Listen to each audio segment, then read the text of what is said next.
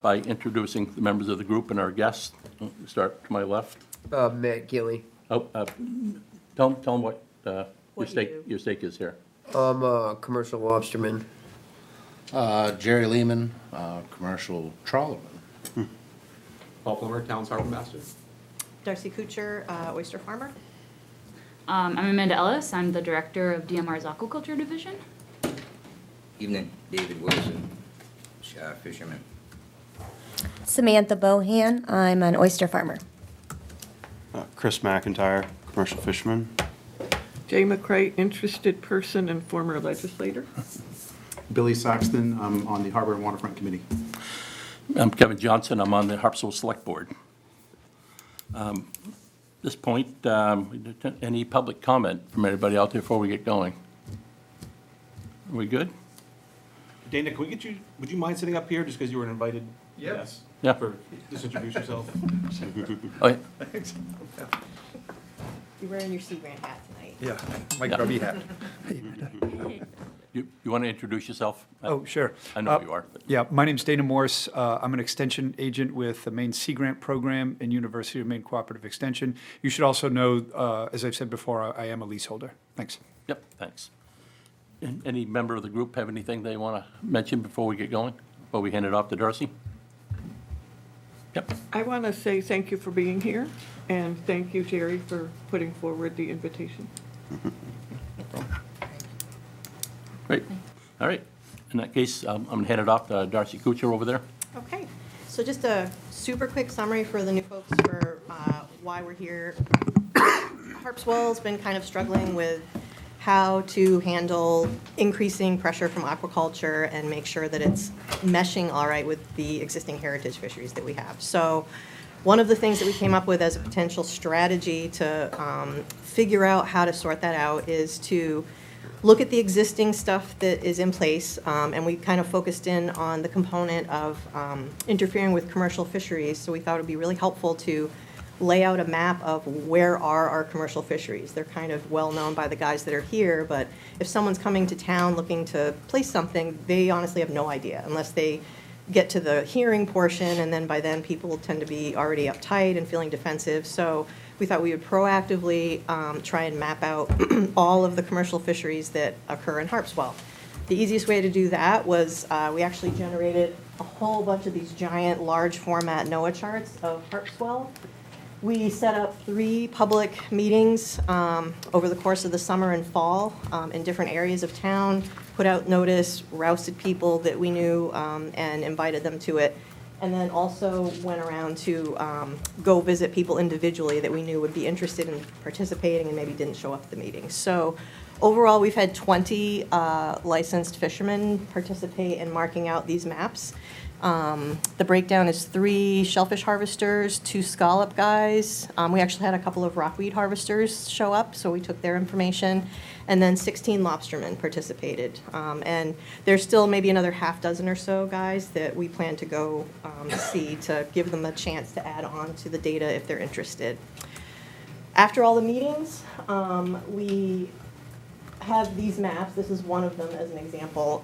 I took them and scanned each little quadrant that fit on my scanner, and then essentially brought them into ArcGIS, transformed them into a format where I could digitize the polygons that represent all the data that was put on there, and created some shape files that we can lay over our map.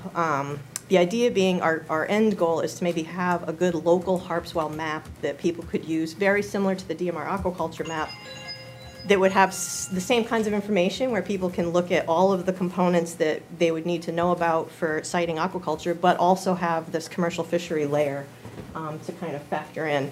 This is a work in progress. This is literally our first shot at looking at the initial digitized version. I just kind of finished this up in the last day or two, so I can kind of cast it up here and show you guys what we have. And I'll blow it in so you can see a little bit. The purple layer that we have here that you see showing up is European oysters. There's some over there, some over there. If it's easier to see, I have another, well, that one's all, I'll switch back and forth in a minute so we can see, and we can slide around. The yellow is scallop area. You can see there's a bunch of those kind of spread around town. The red, now brace yourself, these are lobster fishing areas, and they represent areas that guys essentially went in and marked in like where they set their trawls. So every place that there's red is areas that are heavily lobstered in the town of Harpswell. And when you get kind of to the outside, we actually had a lot of area. This hash mark area is essentially really dense area fished by a lot of guys. They didn't want to bother with putting individual trawls. They're just like, it's really busy traffic and fishing area. So, so we just went with hash marks for high density lobster area. If I zoom out a little bit, you can kind of see what it looks like. We are missing a couple areas that need to get filled in. There's some discussion about Quahog Bay. We have one contributor who is really insistent that wall-to-wall Quahog Bay needs to be red. I would just like a little more input from other folks up there to see if we can kind of find a more balanced representation for that. And then some of these other areas over on the west side of town might get filled in a little more with some more input from some of the people we haven't seen yet. But I suspect this probably represents 95% of what the map is going to look like. A lot of the guys that I may talk to may simply look at it and be like, yep, I'm covered. You know, that looks good to me. So that's what it looks like so far.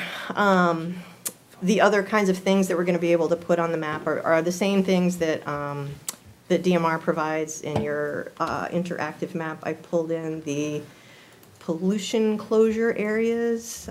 We just have prohibited areas and conditionally approved areas. And then we also have, let's see, I'll turn on the rockweed harvester in brown, even though that's not really a JARS thing. The little stars are existing LPAs, and then kind of the little greenish blue areas are leases that exist already. So the hope is that someone who would like to come do aquaculture in Harpswell could have this information. We can also add in moorings. I just didn't have those in a format that was going to be easy for me to cast up here tonight. The way, this is a standard ArcGIS program. If we put it into like a online, free to get to people version, it would look a little bit more like this. I can also add in eelgrass. I just have to get those files in there, but that's the plan, is that we can have this information and it can get used to help people site their aquaculture in a way that it will prevent the contentious stuff that we see when the process already starts. If we can kind of have more communication and work with people at the beginning before they actually prepare their full application, then that would be great. So this information is also part of the other requests that we're hoping to talk to DMR about. Is there a way that we can either formally or informally send people who are looking to site their stuff in Harpswell to us as a work group? Because we've got a lot of information to share. We can bounce stuff off of them. In a lot of cases, it may be a case of, they have an idea of where they'd like to be, and we could just give them a couple tweaks on that, and they could choose a site that works great for everybody, and the whole process is smoothed out a little bit more. Also, something else to keep in mind, a lot of the lobster territory may be flexible as far as if it's somebody looking to site a kelp farm. I think we've already dealt with an applicant that if they remove their gear after they're done harvesting and then wait till the next season to put it back up, then it leaves all that territory open for fishing in the busy fishing season. So you can kind of still have an overlay of fishing and kelp aquaculture that work together, as long as we set that up ahead of time, because we all know, like, once you start the process and you've got your gear configuration set in the permit, you can't just go changing that mid-season. So the whole idea is more communication, more information up front will hopefully help to streamline and avoid conflicts as we move forward. So that's kind of the large chunk of effort that we've been putting forward. Another piece of the question that's come up as far as aquaculture in Harpswell is a concern about, and this kind of gets outside of working within the existing rules, there's concerns about looking at carrying capacity for different areas. It's not part of what the criteria are that you guys are looking at right now, and I know it would probably take some time to consider that as a criteria? How would you roll it in? Is it something that's appropriate? But that's something that's been brought up several times by Harpswell harvesters, specifically the wild shellfish harvest community for, how many farms are going to be okay before they impact the health of the wild shellfish? Does the site of the farm impact that if it's in a restricted flow area as far as food availability? So that's maybe like a bigger question to look at, but definitely something that is of concern of the work group. And if there's a way that we can maybe informally work with that criteria, make suggestions to applicants that are coming to Harpswell, even though that's not a hard and fast criteria that DMR would use to approve or deny a permit, we'd love a chance to at least talk to people about that and have them maybe factor that in voluntarily if they're looking for sites in Harpswell. And that's pretty much where we are. I think from DMR, we're kind of looking at, is this appropriate? Would you guys, stand by this data set that we've collected as far as it being valid for commercial fishing data? What else would you need from us to be able to do that? We're at the point where I think we're ready to hear from you guys and see what works and what could we do to make this kind of part of the process. Yeah. Well, thank you for inviting us. I think that this is a really great planning tool, and the things that you're trying to get at, I definitely think this is helpful. I think also it sounds to me like other communities might be interested in doing something. Yeah, definitely. We've had some input from other communities. They're like, well, see how it goes for you guys, and then, we'll maybe pick that up and do it in our place too, so. Yeah. Before I kind of talk a little bit more about DMR's process, I was just wondering, so DMR hosts an aquaculture web map, and that web map is comprised of a bunch of different GIS layers. Yeah. Some are maintained by DMR, some are not. So, like an example of ones that are not necessarily maintained by us would be like DEP's eelgrass layer. Right. So great, thank you for pulling that up. Yeah, so you can see kind of all of the layers there that exist, and lease and license applicants use that as a planning tool, and it's kind of pulling in from different layers, like I said, that are hosted by Other places. other places. So I was just wondering, like, do you envision kind of being able to take yours and kind of host it on our web map rather than trying to? I think we'd be open to either or both. I don't think there's any, more information to me is better. So we were originally thinking all right, well, we'll do this at the Harpswell level because that way it's easy for us to, our plan was to kind of establish this base layer. We're still kind of going to ground truth it with more guys, make sure we've covered everybody's concerns. And then our initial plan was we were going to actually put it on the town warrant and have the town vote on it at the annual meeting and recognize it as, yep, we all agree these are our fishing areas. And then revisit it annually just to make sure we're capturing any changes because, stuff is shifting pretty soon. So the plan would be we would update our commercial fishing data layer once a year through that process, through that very formal public process. And then if DMR is interested in it, you can have the shape files. We would love to send it over to be part of that. But I think we'd still be interested in essentially duplicating this kind of approach at the Harpswell level, unless that's, I don't know, I still think there's no such thing as too much information. So if it's available on the DMR site and then also at the Harpswell level with maybe more, I know you guys have certain things that you can and can't put on your website just because of your state agency. So we may be able to put a little bit more local specific information on the Harpswell site to kind of accompany the map. And so that might be another reason for us to have it in both places. But mostly we wanted to see are you guys good with this or? Yeah, no, overall, I think, yeah, it's a great planning tool. I think in terms of, existing law and rule, applicants, so it depends upon the site that you're applying for. But LPAs do require a sign off from the harbor master. Standard leases, before someone can even submit an application, they do have to come in and do a pre-application meeting. The exception to that is currently there are no pre-application requirements for experimental leases. So there would be some point, depending upon the type of application, where they are talking to the town, and then the town could certainly use its discretion and kind of point to this. One thing for kind of consideration is so it's kind of, I see it being used as like a planning tool, but then also it sounds like maybe wanting to use it as another information point to give to us when we're evaluating a proposal. Yeah. And if that's the case, kind of given the current system that we have, that is helpful. It would be a useful data point. You could point us to that. We would just need more context. So if let's say, for example, a kelp site came in and Harpswell saw that, okay, there's a kelp site and it's come in and it's in an area that has a lot of lobstering activity.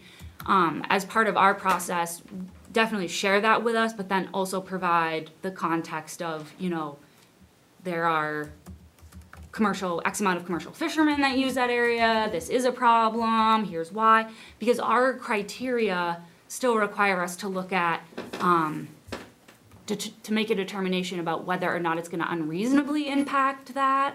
And so we would need additional, details, context with Right, that. who's the In guys, addition how to many the buoys, mapping, yeah, yeah. Yeah, I think it's a good planning tool for sure, and a good information point for us too, with that context, additional context.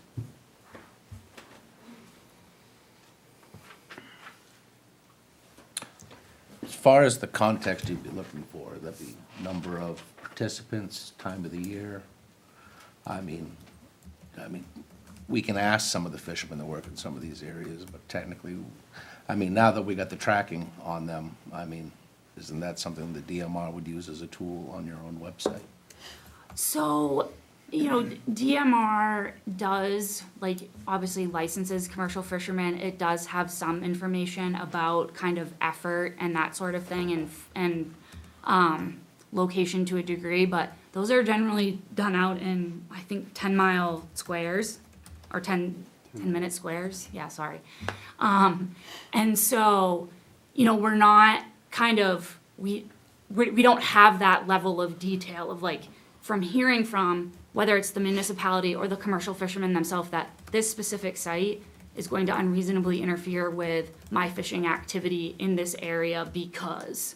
And so that's kind of the additional context that we would need. Thank you. What is your, I guess, definition of unreasonable?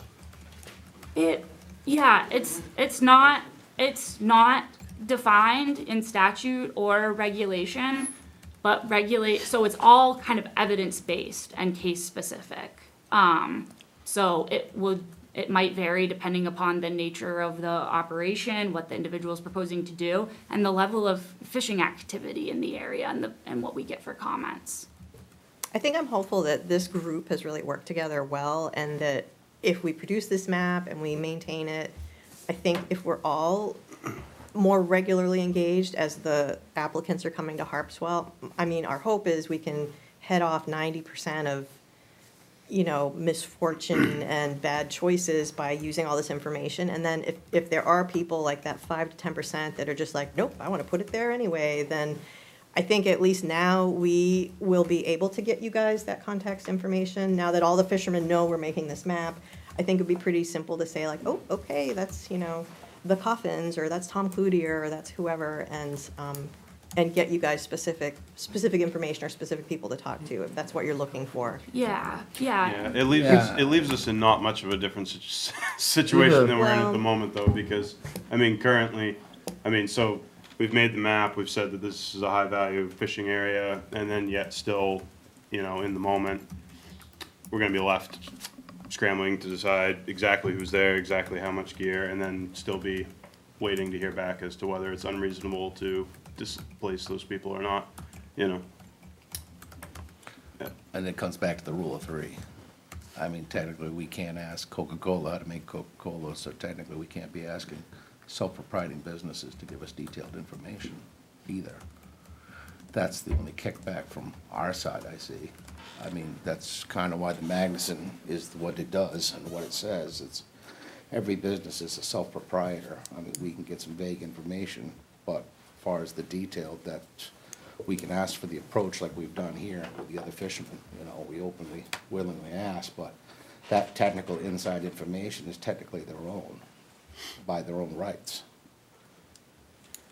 That's why, I mean, I guess that's what raises the questions of us of what is the criteria that the state would recognize, which was the whole premise behind what we were asking, was creating a coexistence matrix. I mean, we're not saying no.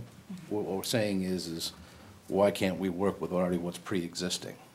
It's like, these are the questions like what Dave was made about restrictive currents or carrying capacity. You know, those are real questions that the town, you know, it's concerned to a lot of the citizens. You know, me, Matt, a bunch of us have talked about these things in multiple different committees and multiple times. These are the questions that we want to know. I mean, if this is something we adopted as a town and offered to redo the maps once a year, I mean, technically, it's a living timeline of what's going on in our town waters, which could be used as a tool, as a matrix for future developments or anything else coming down the pipeline. It's a good first proactive approach to answering some of these questions that we don't know. But again, I mean, if the town recognizes an area, the question is would the DMR work with the town, you know, to say that, we're not saying no, but, you know, our town would like certain guidelines too, to be seen. I mean, is that something at a legislative level we work on, or is that something that we can freely work on now in a cooperative approach? So I just want to make sure, like, I'm kind of understanding what you're saying. Like, if you're envisioning a system where you kind of identify these areas and you mandate that if you want kind of that teeth to sort of say, like, because it's in these areas that we've identified, this is the action that has to be taken, that structure doesn't currently exist in law and rule. And so if that was something that, you know, someone was interested in pursuing, the avenue to do that would be to pursue either a statutory or regulatory change, depending upon like what you were thinking about doing. I think in this current, like, given our current statutory and regulatory structure, you know, how this would work is I see it being a really great planning tool for an individual who's thinking about applying for an aquaculture site. Like Darcy mentioned, they can now sort of see, okay, these are the fishing activities in Harpswell that folks have identified, and hopefully that starts a conversation early before they submit an application. But the way that the state's process also works too is that for like a standard lease, so if someone's gonna come in with one of those proposals, they do have to have a pre-application meeting with the town. So they would come in, and then the town could say, for example, point to this and say, you know, were you aware? And then you could have a conversation maybe about if you knew that information at the pre-application meeting level. These are the number of fishermen that fish in the area. These are the concerns that they have. And at that particular point in time, it might give the individual the opportunity to change their proposal before they submit something further. In that example that I just gave, though, there's nothing in the law that is currently that is mandating that, okay, the person has to change what they're doing. They can't apply here.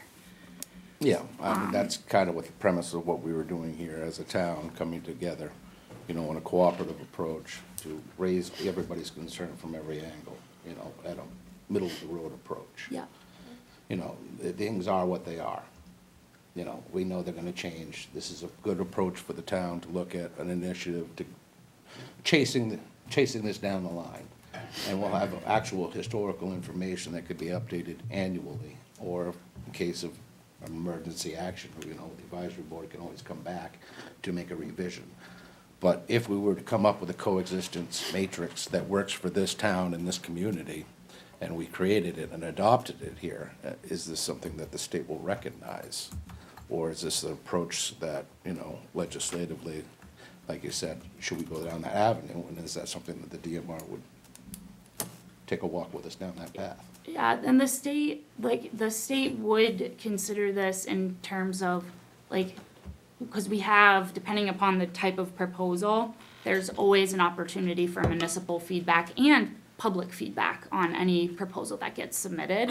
And so the state would consider this as a piece of information that someone submits, whether it's a commercial fisherman in the community, or Paul as the harbor master, or the select board. The department would consider that, but it would also, again, need that need context too with that. So the difference, there's a little bit more level of detail, right? The difference being, for an example, DMR, this lease is in an area that Harpswell has mapped that has lobster fishing. Okay, that is a data point, but for us to make, evaluate all the evidence and make a finding, we would still need to have more context around, okay, what is the number of fishermen in the area? So in order for you to make your determination on reasonableness, you would need more information than the fact that the town has determined that this is an area that is of high value to certain fisheries.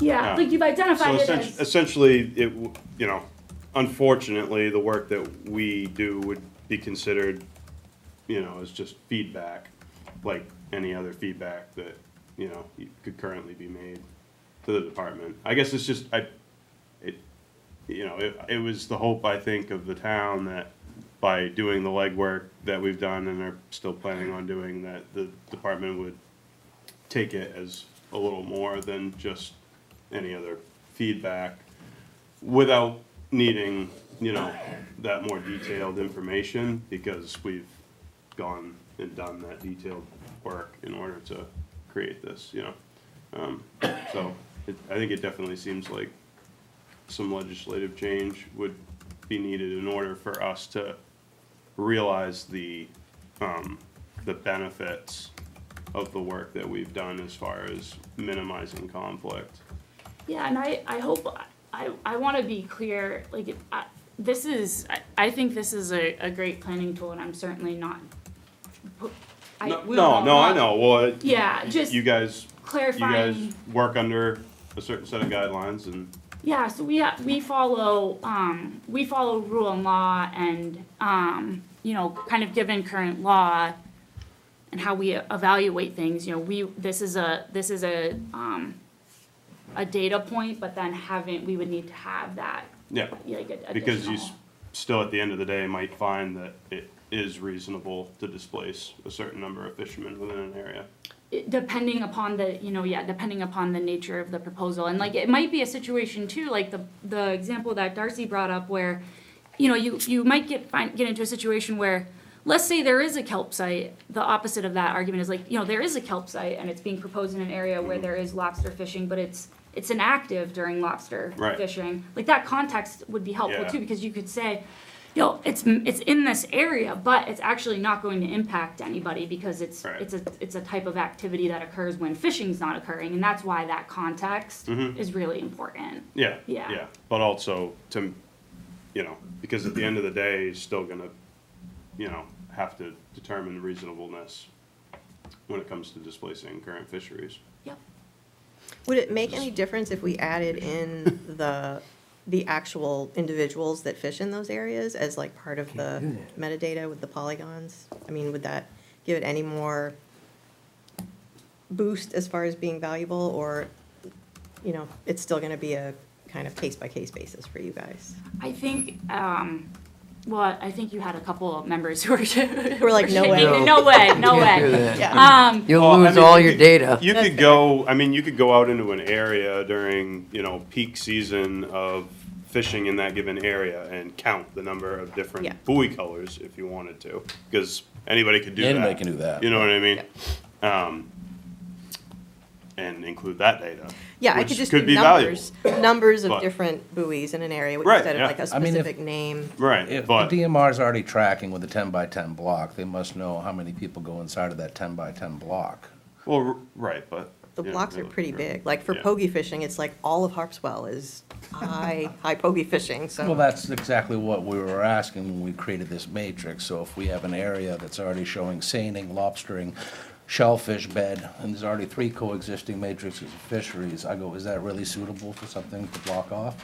When you already have 3 existing fisheries. Now, if we found an area where there was 1 fishery, like in this case, we say with just lobstering in 1 area, but then what is the criteria that we would adopt to say, well, who's to say when we displace somebody? I mean, nobody wants to be that person. You know, I want to see everybody have a job. That's why we're looking at this proactive approach. It's not saying no, but it's saying, well, we got to find a way to work together. And the best way to do that is if we can't have a defined answer, then, you know, it's just going to cause a divide.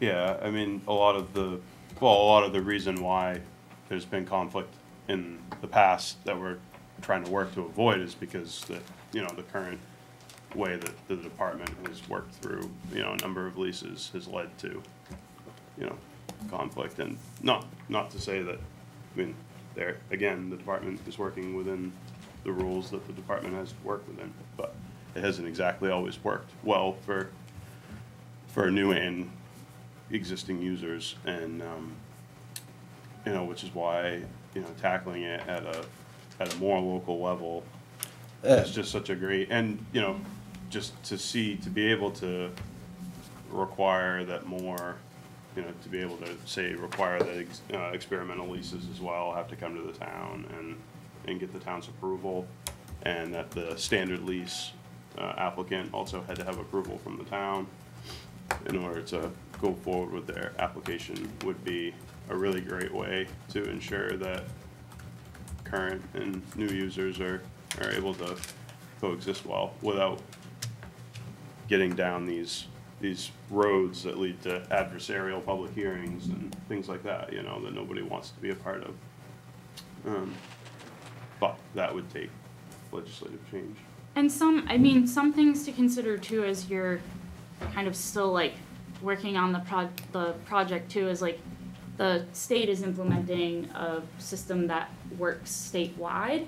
So,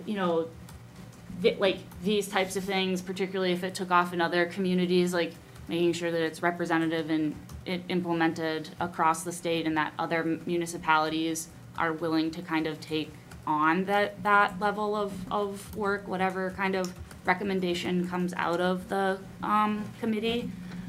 And I did also want to note too, I'm not sure how much engagement the committee has had with the department recently it's not recent, but it's now becoming more active, the DMR Aquaculture Advisory Council. I crept on that meeting. You did? Ago. Okay. Yeah. And I was like, ooh, mapping is one of their things. Yeah. I'm going to be working on that. Yeah, so the DMR Aquaculture Advisory Council,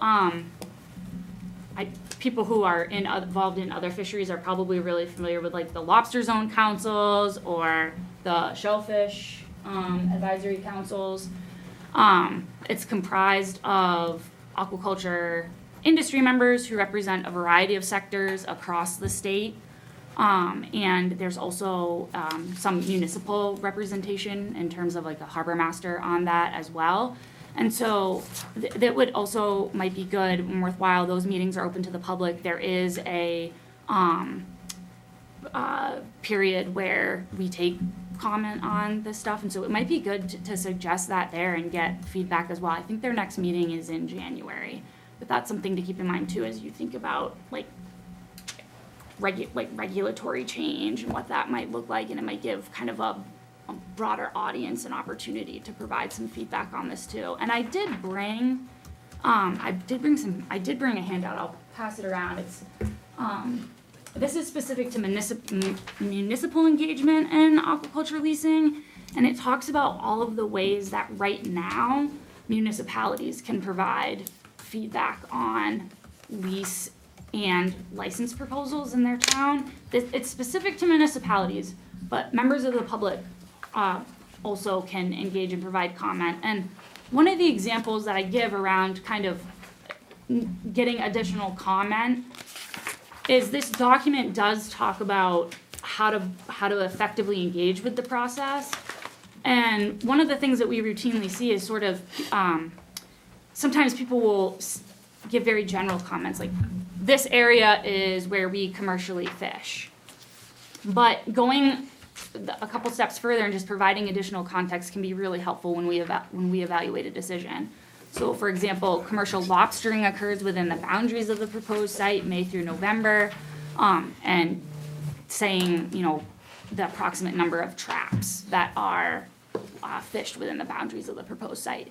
Like that, some of those additional details and context can be really helpful in evaluating a proposal. And it also does include too, the additional lease decision criteria. So in addition to kind of commercial fishing, there's recreational fishing and other other aquaculture uses, ingress and egress of riparian owners and that sort of thing as well that we consider.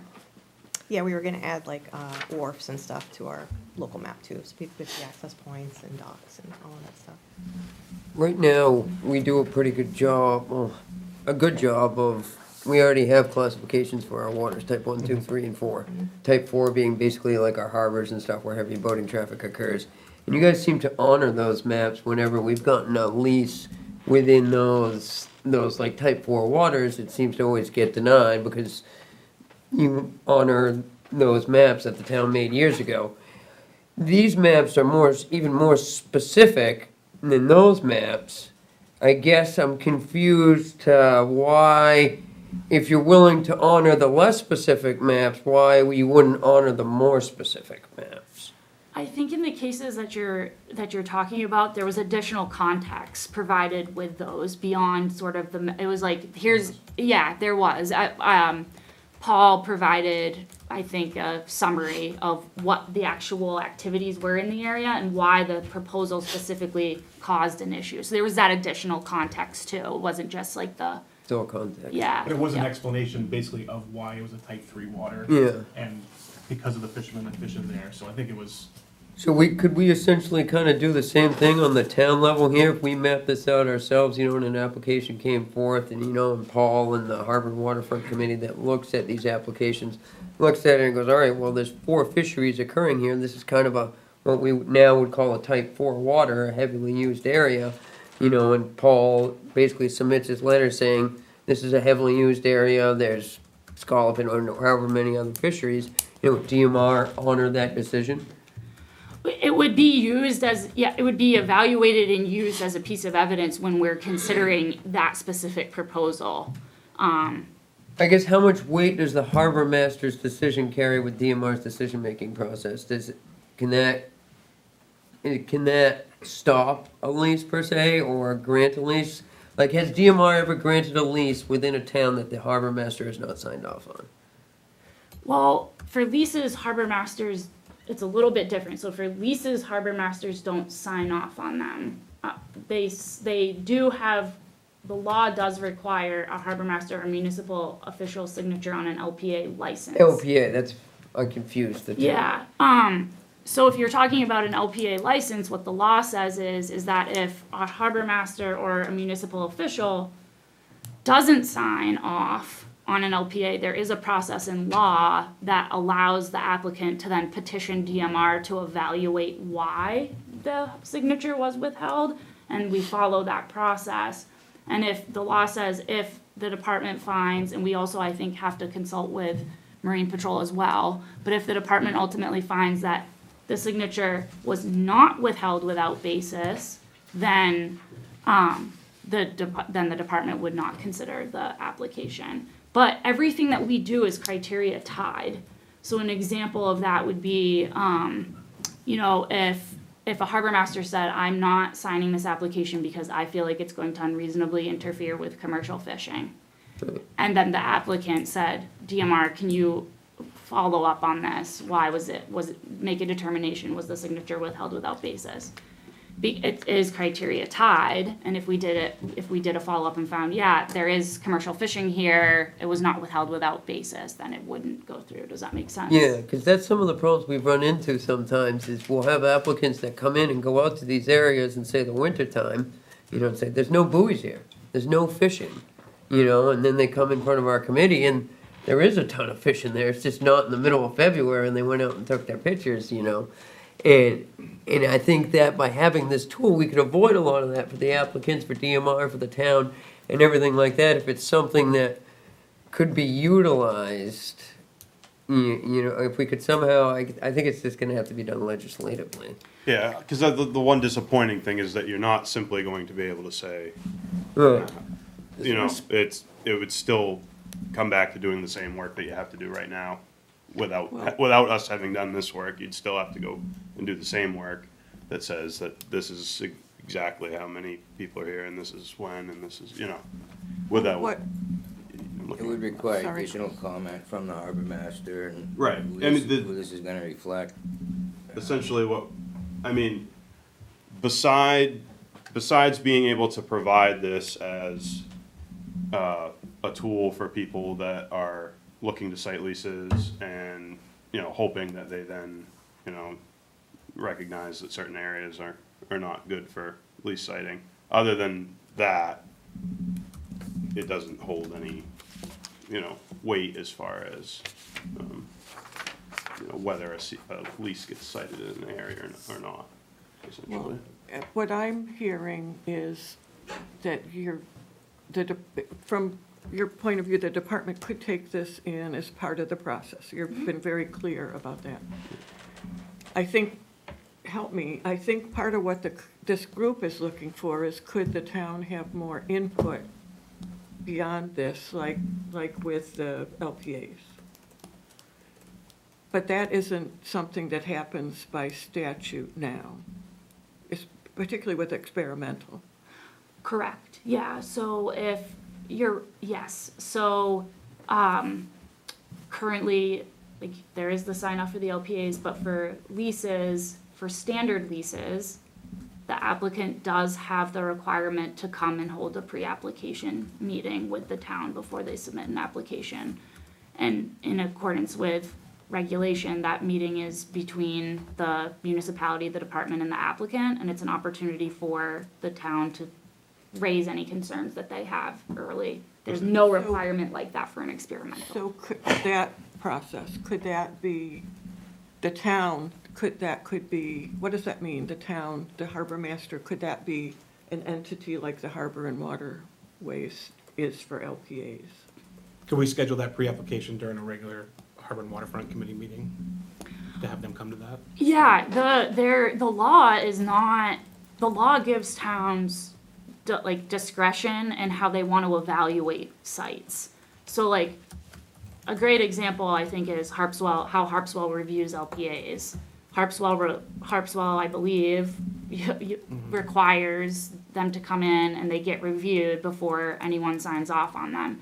Like, if Harpswell wanted to create a process, I believe that they would be able to do that, because the law is not sort of directing them to say, you know, we have to have a pre-application meeting, but I think the town has discretion in how they elect to, how they participate or review them through that. So that already exists and could be how the town is defined. Town means coming before that committee. Yeah, so so maybe I'm trying to think of an example of this, but in a pre-application meeting, we would get a request to hold a pre-application meeting. So the department would contact the town, we've gotten this request. The town could then say, okay, well, before we participate in the pre-application meeting, I'm gonna talk to the harbor committee or whomever, and then after we've had that conversation, then we'll participate in the pre-application meeting, or, something along those lines. But not for experimental. For experimentals, right now, in law and regulation, there are no pre-application requirements for experimentals. So what you deal with in that scenario is, and we, even though there are no pre-application requirements for experimentals, the department does always encourage applicants to reach out to the community before they submit an application for the reasons that you cited. But because there are no pre-application requirements, if an applicant kind of didn't do that, then yes, the first time the town is gonna see the application and the state, would be during the comment period, so. We just had an issue with that on Harbor Waterfront. There was a kelp farmer who we talked about earlier, who unfortunately went through this whole process and then realized that the town had made comments, but didn't realize it until the questionnaire was shared with him. So I think that this committee's trying to, We'd like to catch everybody right at the starting line. Yeah, So what's the best way for us to do that? yeah, yep. And right now, the starting line, you have some starting lines for LPAs and standard leases. And one more question, who requests the pre-application? You said when that's requested? The applicant reaches out to the department before they bid and say, I'm intending to file a draft application and I'd like to schedule a pre-application meeting. Okay, and that would be as early in the process as we're talking about, before they've already filed their application? Yes, before they filed a draft application even, Okay. so, yeah. Okay. It was mentioned earlier, I mean, just got me, the wheels turning here, I'm just curious at this point. I mean, are there guidelines for the DMR for choosing areas to, you know, that already have existing use? I mean, what are the DMR's guidelines in their choice matrix of whether they say they displace set amount of people? I mean, is it just by choice? Is it just by who's sitting in the room? Is there a guideline? Or is it just open for anybody's determination? Yeah, so DMR is not involved in any of the siting decisions, so that's kind of each individual applicant is kind of making these decisions based on where they want to site. And then the state is given the directive of when an application comes in, statute and regulation tells us how to review it, process it, and gives us the decision criteria that are on the back of this sheet that we There's have to consider. There's like, what, 6 or 7 things that it can't unreasonably interfere with? That's And- exactly what I'm saying. If we adopt these maps in town and we put it in that we update these maps annually and yearly and we allow it open to all fisheries to apply their knowledge as things change, because the environment and climate's going to change. That's just how things are. This is now becoming a tool that's more modern, more up-to-date, you know, it's more defined by already coexistence fisheries, with the actual fisheries applying their own data at their own will. I mean, if there's something that's coexisting here that somebody in town has a hair across them with, I go, they're more than welcome to come into town, talk to Paul, that we can re-update the map again.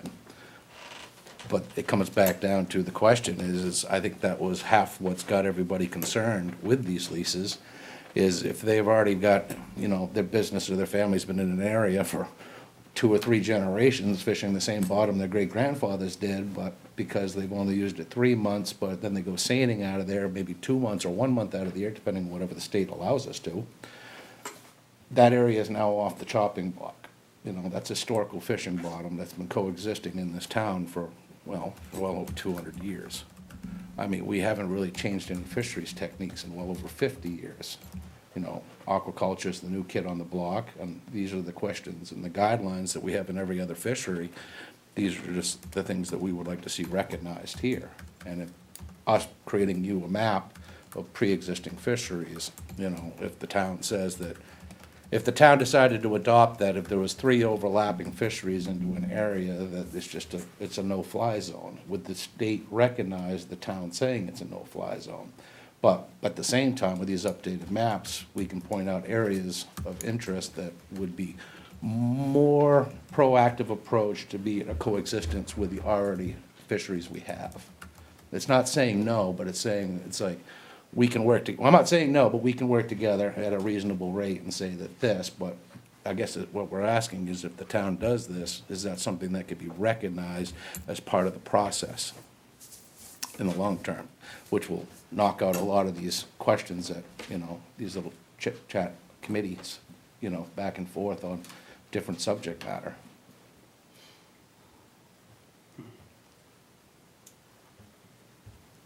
Not without regulatory change. And exactly, and specifically, I mean, where would we want to look on the regulatory body? I mean, is there a working group with the DMR or through Sea Grant? Is that something that we could work together with this? The problem is that I just don't want to adopt something in this town and saying that one size fits all for every town, because that's not the case, because every environment is like a thumbprint.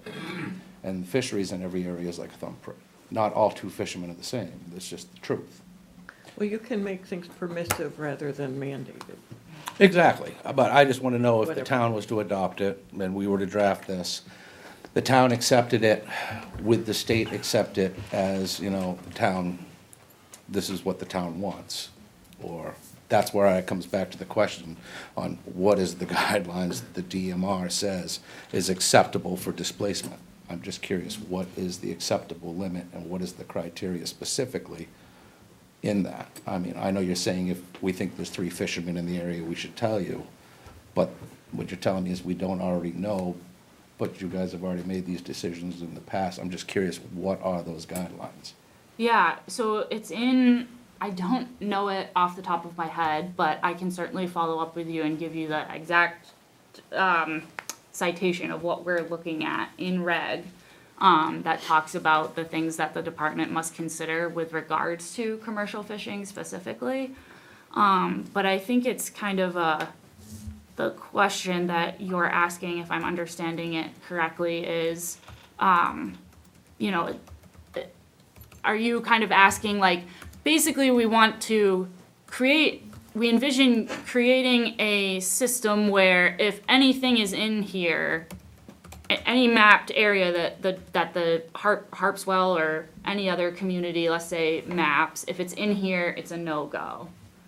Then the existing structure of rule and law, you know, no, that we couldn't consider it like that, just because it's not, we don't have That's the why I'm authority to curious do about that. where that language is, under what, because that would be where we'd want to make the change in order to recognize this. That's why I was just curious what that specific guideline is, because that's something we could probably, Well, I think we're talking about 2 different things.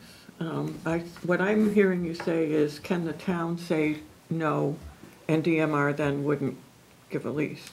The other thing that we're talking about is, can the town have input that the department would take even more than they do now, so that it would come before the committee, for example, and that would be weighed more heavily, as opposed, so the way regulation, it's state water and state regulations, so I don't think it's likely that a town could, I don't know, state water, state reg. Yeah.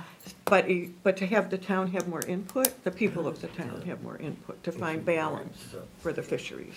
I think that's more, Well, as it is right now, if the town doesn't sign off on the LPA, then the LPA is not gonna get issued, well, they can essentially. appeal. Well, right, but, I mean, the town's, How We many, won't not sign without basis, I mean. Right. exactly, and so I think like in a perfect world, we'd have the same opportunity for experimental and standard leases to, you know, examine and work with the applicant, and at the end of the day, if they're not, you know, they wanna submit something that wouldn't work within the town and the fisheries of the town, then we'd say, sorry, no, and that's as far as it would go. You know, I mean, there'd be an appeal, but perhaps, but the state wouldn't. It's the work that we can do at a municipal level as far as trying to avoid conflict is just so much more efficient than what the state has been able to do in the past and can do, you know, moving forward under the current regulatory framework. And so, I guess our biggest hope was that through doing this work that we can avoid those conflicts, and I think the only way for us to, you know, see that happen would be to pursue regulatory change. I see this map as something more than that, though. I think this map can be something the town, Paul can use to say, hey, I see some red there, maybe I need to find out more information about what's going on there. It's really on the town, this committee, Harbor and Waterfront Committee, and whoever else in town to really find out who is fishing there. And if Paul can get that information, get it to the department, they would use that. Yeah, but they've used that and still granted leases in the past is what, you know. She's saying she's gonna use the information, so I'm hearing the department is going to use it if it's specific. I know, they're gonna use it in making their determination of whether it's reasonable or unreasonable to displace those current fisheries. Which, But but if it's coming from Paul, Yeah. says, you know, but if he uses the map to say, hey, I see that there's stuff going on there, let's find out more information. I don't think we've done a good job in the past of saying how many guys are, or, you know, how many people are fishing there. I think that we need to do more work on these things when they come to us. Yeah. I think it would help to have the guidelines up from DMR, you know, on what reasonable and unreasonable is, and if it's how many people are making that determination, you know, is it a dollar amount? Is it a number of fishermen amount? You know what I mean? Like, Socioeconomic. is it a socioeconomic thing? Like, Yeah, I can follow up, Paul, are you the appropriate person to kind of send follow-ups to? Yeah, I'll follow up with Paul and send him some resources so that you can sort of see how the department, kind of what the criteria are, the complete regulatory standard, and then look at, I'll even send Paul a couple of decisions where we've denied sites for fishing specifically, so that you can get a sense of how the department uses that information, and get a better sense of that. And I will say, like, even though the legislature delegated authority to the department to lease and license Maine's coastal waters, that process also really recognizes the local expertise and feedback of municipalities throughout the process. And I think this document goes through some of those pieces too, of where municipalities have the opportunity to provide specific feedback on proposals and give us that context. Who's making the decision on these things? Is it a group of people in the department, or is it one per person? Like, how is that done? So the department has hearings officers who evaluate all of the evidence in the record, and they are looking at that against applying it to the criteria. And then the ultimate decision maker is the commissioner, so he reviews that and then makes the final determination. Yeah. And at the hearings, there's an opportunity for public comment. You have to be an intervener, or you have to sign up to be that, but then you can testify. Yeah, it just turns into, we just were hoping for a better than what we've had, you know? It's obviously, can be a helpful tool within the current system. But what we're hoping for is something better than what we've had, because what we've had has led to conflict. And, you know, like at one of these hearings, you know, it turns into, many of them in the past have turned into very adversarial hearings and it's really hard for commercial fishermen, because they're put in a position where they're required to prove their innocence, essentially. You know, that's you know, rather than the burden of proof being on the applicant. It's generally on the fisherman to prove that they're there, and most guys don't have any, you know, I mean, an applicant can go out, like you say, in February and take pictures of an area with no buoys in it or whatever, but most guys don't have any proof that they fish in an area other than the fact that they say that they do, and it's been the case in the past that hasn't always been enough to for the department. So Yeah, I think like our question is like, so this map and the data we put behind it and the effort we put into it, is this worth any more than those 2 or 3 guys showing up at the public hearing to say, we fished there? Like, is there any more value in this than the old school way things have been done? Like, is it worth our time and effort for doing this? If it comes down to like an actual hearing where someone has to make a decision because someone wants to go in there and we're saying there's a lot of stuff going on in there, is this any more value than just the way things have been? Without context. Right. Yeah. I mean. Or is it like too soon? I know we just threw this at you tonight, so sorry about that. No. And you're asking really great questions. I think that kind of question of like, is this a value? Is this a good exercise? Is this something that like the town, I think would want to answer? I see this I can tell you kind of how I could see this being used is it's a good planning tool. So in the example that Matt gave earlier, someone who wouldn't otherwise know, right? Maybe they went and looked at a time of year, scouted the area. And they went to put 12 LPAs around Whaleboat Island. Right, and had no idea. But now that there's this tool here, maybe what will change is they'll see this, and then they'll say, oh, okay, there is this activity here that I didn't observe myself. So I'm going to follow up and have a conversation with someone at the town of Harpswell, reach out and have a conversation. The other, and so then that might cause, avoid the potential of someone citing something in an area that, I am hopeful that that's gonna relieve a large majority of the conflict, but like, I think we just wanna know, like, all right, if it does get right down to brass tacks, like, what is the value of this? But then I also see the other side in the example that, I'm sorry, what? I'm Billy Saxton. Okay, so in the example that, Billy gave, that's a good point too of now someone in the town, when they get an application from the department, when we say, hey, town, here's your opportunity to comment on this proposal, that could signal, okay, there's these activities in the area. I will follow up. I'll say to DMR, this is in a mapped area. There are X amount of fishermen who utilize the area. The proposed, provide that additional context. And then that information is really helpful for us when we are evaluating that proposal, to get that additional. But this is after the fact the applicant has submitted the proposal? Well, it would, if we're at a comment period, if we're at a place of a comment period, yes, they've already submitted an application. But if you're at like the pre-application phase, then they haven't submitted anything yet.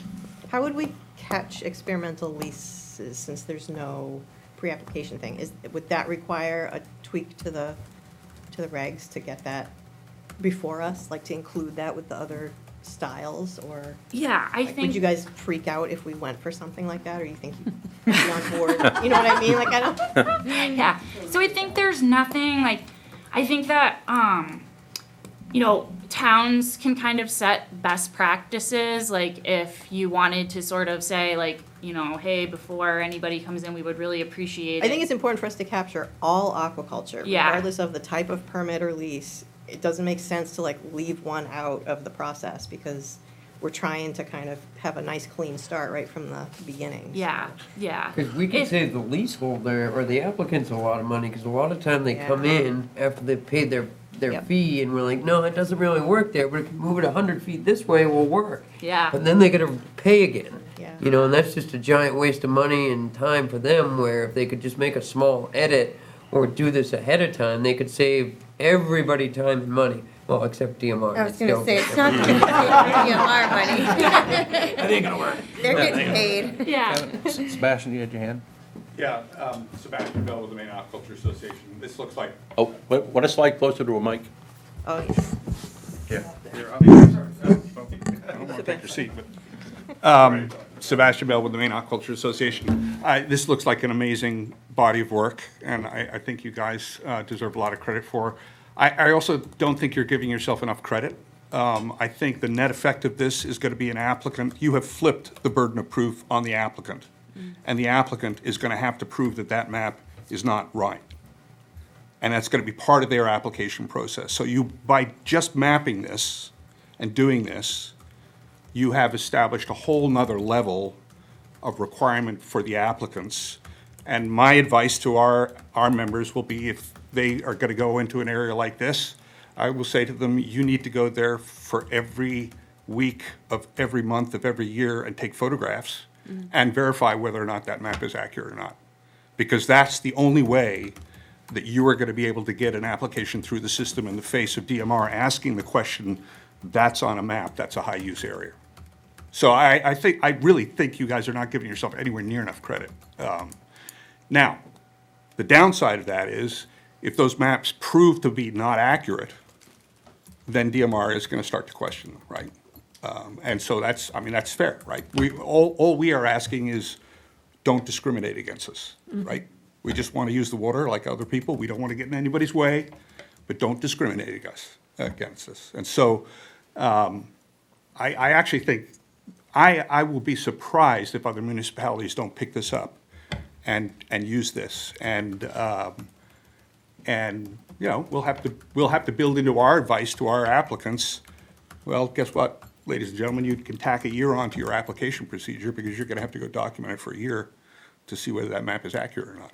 Well, they just come to the town. I mean, that's the.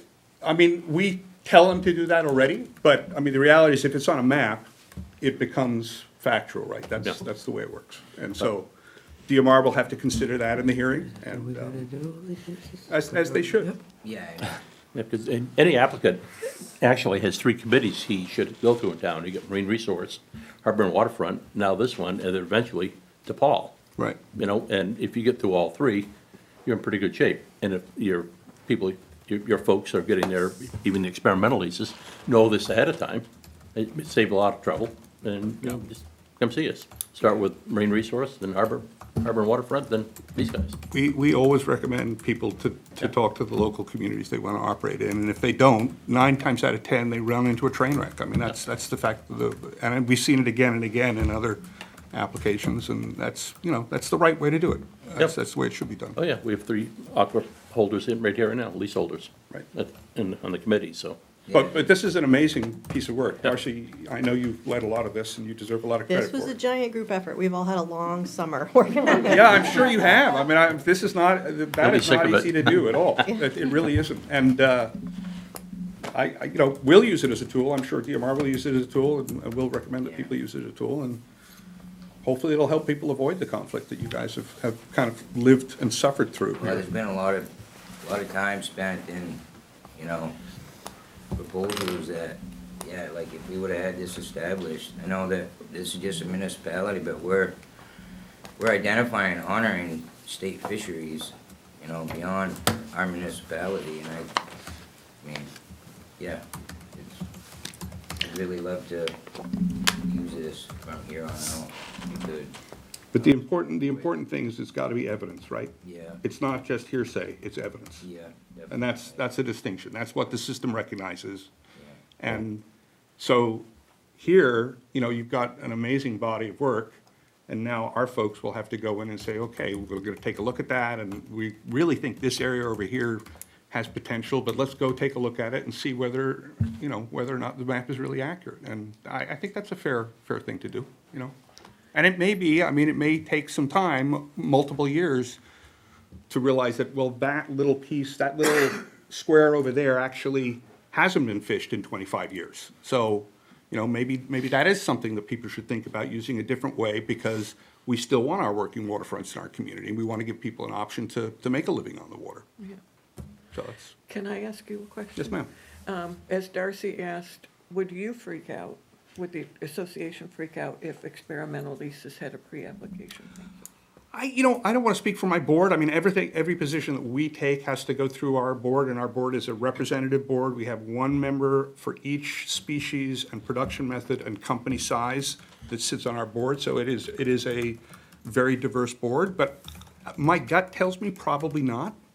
You know, I think they, you know, but you also have to understand that, you know, the history of aquaculture and the leasing system in Maine is there has not been a year for the last 45 years since the first lease was granted where we were not in the legislature defending ourselves. Yeah. So from our perspective, we're constantly being pushed, and we're constantly having to compromise. And you know, everybody has to compromise, right? But there's some historical memory there, particularly with the growers that have been around for a lot of years, where they really feel like they are being discriminated against at this stage of the game. And I'm just honestly telling you that's the perception in the sector, whether it's right or wrong. Well, it's not wrong, and depending on. You've been on the, you've situations. seen the good, the bad, and the ugly, I know. And it's also sometimes misunderstood. Yes, it is, constantly. I'm always misunderstood. No, I was misunderstood. Well, Thank you. I thank you for the opportunity to speak, and thank you Thank for doing this work. It's pretty impressive body of work, and the only question I have for you, Darcy, is you can send us a link so we can look at the maps and see. And- Yeah, I'd like or- us to finish them. Yep. Like I said, there's still some more fishermen I want to make sure we talk to, have everybody, as a town, we still want this to be a town-sanctioned. Right. Town of Harpswell is behind Yep. this, so we have a few more public kind of sessions to get to that point, but I think we do plan on having it go to the town meeting and be officially adopted. And then, at that point, we'd be good with Cool. sending it to you guys. And if the state wants to carry it, I don't know what criteria you would want to have to consider this usable, or just put a disclaimer like, here's where this data came from, and Yeah, I'll dig into that more, just because I think there's like. probably some sort of criteria. Yeah, we need. but I think, you know, it might even too, because I know like with the closures and stuff, because you've added to this the active LPAs and leases and stuff, and we update that really regularly ourselves. We update the water quality closures too, so it might be helpful to get the layer of the fishing onto the web map, and then those other layers would already exist, you know, so that applicants aren't kind of, I'm just trying to think of ease Yep. of reference and making sure that all the information's updated and in one spot, but I'll look into that and make a note to get back to you on that too. Darcy, if you could just make sure when it is approved or whatever, you can fire it to us, then we'll put a link up on our website and stuff so that people can look at it. Yeah, sure. I guess the other question is, well, we got you all in the room. If we decide to look at more, you know, these are the coexisting fisheries, but some of the other questions that have been brought up in multiple committees and multiple avenues is about restrictive currents. Is there guidelines that you guys would look at that you would find more, an avenue of looking at this that you guys would be more willing to adopt, I should say, or to follow along with? I mean, It's a very general question, Jerry, and you Uh, know it, so yeah. I'm not even gonna begin to answer. well, it. I'm just curious. I Nice mean, try. are there any guidelines that are existing now that we look at? I mean, I guess I could ask that one. I mean, are there guidelines that you guys recognize now as far as restrictive currents that the DMR recognizes or Sea Grants noticed, or, I mean, any of you guys in industry? I mean, you must have seen these things too. I mean, I think there's a data gap in looking at localized carrying capacity in more detail, and I would recommend to Sea Grant that perhaps that should maybe be a topic that we start to look at more. I think it's gonna become more questioned in very like hyper-local areas, and I know there's like generalized information about it, but I think that it might be worth putting some time in to be looking at it in different areas in Maine, just so that we have some kind of idea about what's going on. Yeah, I think that like at this particular point, that's it's a question that comes up, but it's really challenging to answer, and I think kind of for people to dig in and figure out even where to start, because when you hear carrying capacity, it's like, are we talking biological? Are we talking social? Are we talking both? How would it be measured? How would it be applied statewide? How would that work kind of functionally at a very local level? And so I think in kind of in light of that, it still kind of needs to get like parsed out and definitely researched more. I think one thing is like the least decision criteria that we do have are kind of a proxy for that in a way, with everything that we have to consider, including, you know, the commercial fishing, navigation, that sort of thing, other aquaculture uses that already exist in the area, plus the making sure that the lease won't unreasonably interfere with the marine environment, are some things that I think kind of serve as proxy for that. But I think those are good, like, big general ones, but we've had multiple discussions about, like, you know, what, now that aquaculture is expanding and getting into, like, nooks and crannies, and we're really trying to, most of the available ocean is getting used for something, it would be nice to know more about that. Like, you know, one of our questions was, is there a difference between surface gear and bottom planting, like as far as biologically how the food is being used and the flow through restricted areas, and how does that impact stuff downstream, and how much is too many shellfish in an area? And I don't know that we have a lot of answers for that, and that I think should be something we should be looking at, but I don't know if anybody's got a plan for that. I mean, I guess what the approach is we don't want to say no to anybody, but we would like to find an approach that the town could be, and the coexisting fisheries can all agree upon. Yeah. To kind of knock out some of these nuances and bickering. And the back and forthness. I go, then it's speculation, and then we all know what assumptions do.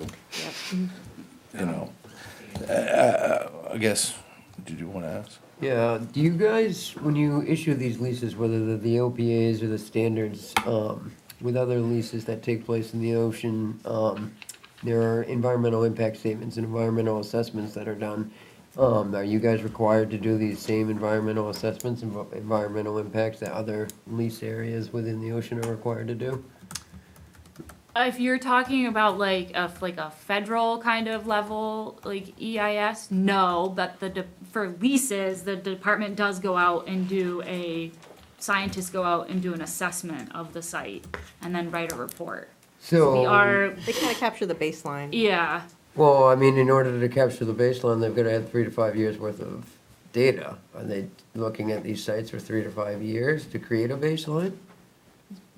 so the state goes out and does a site assessment and then writes a site report and publishes it. And then because this is a public process, the department then takes in any comments from members of the public, the municipality, and evaluates it in consideration of the applicable decision criteria. But There's not per se like baseline studies or environmental impact studies or There's anything not like enough that. staff in Maine to Who are the do federal that. agencies that also review these? the Army Corps of Engineers also reviews these, and then the Army Corps of Engineers, through their process, they're consulting with other federal agencies as well. So like U.S. Fish and Wildlife Service, they'll consult with if there's resources that the Army Corps thinks would fall under their jurisdiction. The state's process too, we also do solicit comment from local, or from other state agencies. So we always consult with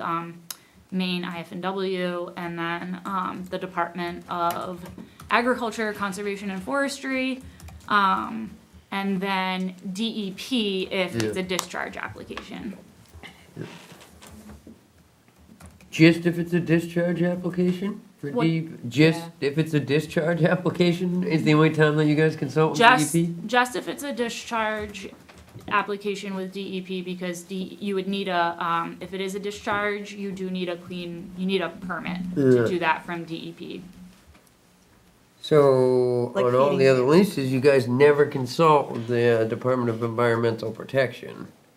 Just, I mean, They wouldn't have any purview over the specific environment, unless, like, they're in charge of, if you are adding something to the environment, like you're dumping something in there, then that's what they want to know about and permit, but do they have to look at, like, so discharge, that's like a salmon farm or Yes. something where you're feeding the fish? Well, you're Right. you're adding, yeah, like there's a definition of discharge Yeah. that is in statute, and the Maine DEP has delegated authority from the federal government under the Clean Water Act to issue discharge permits. So that's kind of DEP's purview and where they get involved if someone is adding something. But like your standard top culture shellfish farm isn't a discharge. As long, yeah, right, and the only, which that never happens, but yeah, it's not, Yeah. that's not a discharge. But I mean, you've changed the environment around said leased area by congregating all of one species in one area that it wasn't before. So I mean, it's having an environmental effect on the area. Why isn't there an assessment of that effect, I guess, is when we get back to the carrying capacity and stuff like that.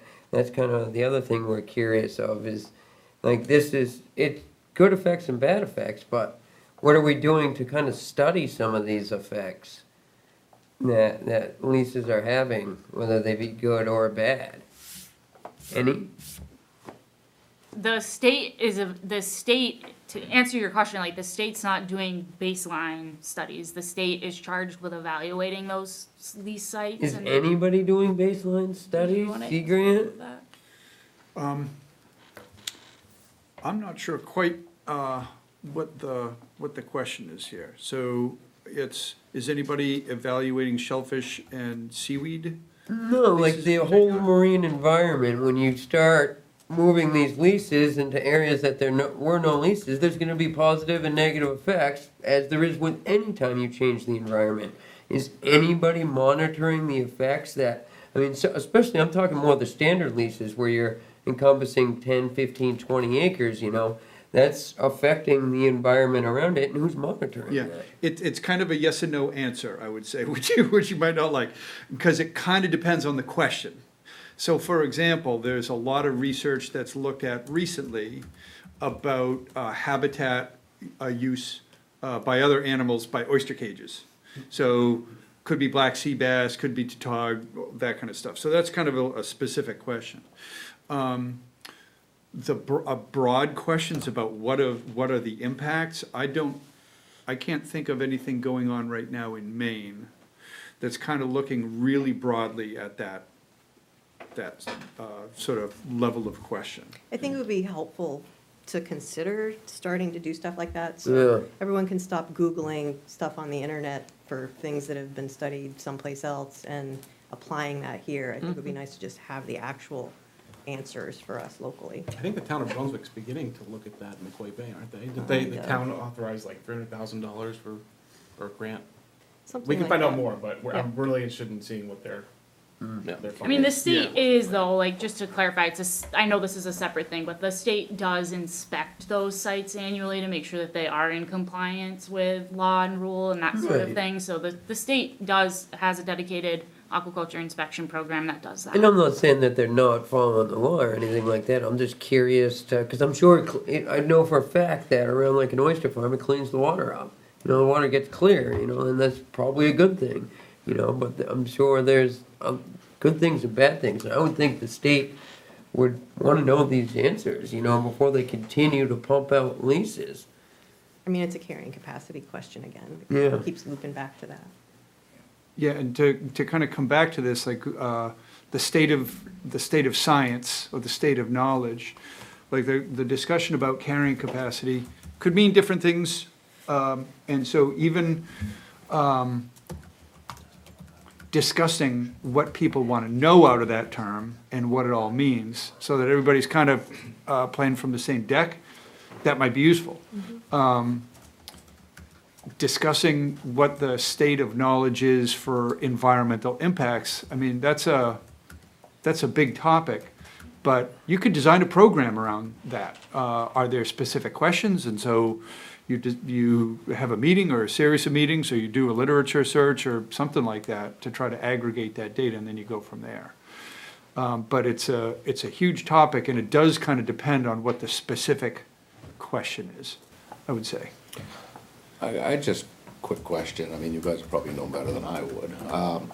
Some states, you know, well, like aquaculture leases, they just do, what was it, Rhode Island, Mass, you said? Massachusetts, It's just bottom culture only. I mean, is there a specific rationale why they chose to go that route? Visual impact. It was a They visual don't wanna look impact? at it. They don't wanna look at it. Yeah. And just in fairness, to put a little historical point here, Maurice Churchill and John Soules did a lot of research on environmental impact around shellfish aquaculture in particular when they were at DMR. So DMR did in the early years of the, sorry. I know better. It was yes or no. Sebastian Mellon Maine Aquaculture Association. So DMR did in the early years of the leasing program in the state do a fair amount of environmental monitoring around shellfish in particular. We didn't have seaweed at that time, so there wasn't monitoring done around that. But I would highly recommend that you get John Soules in here. Larisse is on the West Coast now. She works for NOAA Fisheries. She's out there. But she was Amanda's equivalent when the leasing system was starting. But John Soules was the biologist who did a lot of that work. And I think you guys would find it interesting to talk to him about those issues, because they're fair questions. But he did look at it. And basically, and I won't even paraphrase for John. Ask John. But ask John why they don't think they need to do that anymore. That would be the question I would ask him. And, you know, he'll answer. He's a very straight up guy. And how do you reach him? I have his number. You have, There you go. is it SOLES? SOWLES. Yeah. Yeah. Yeah. So So you guys don't, the department don't have a formula for carrying capacity and with certain types of whatever you wanna grow for marine organisms, no? No, there's no, so, there's not currently kind of a framework for that. And like I said, it's come up, but it's, I think initial stages needing something to kind of react to and follow through, yeah.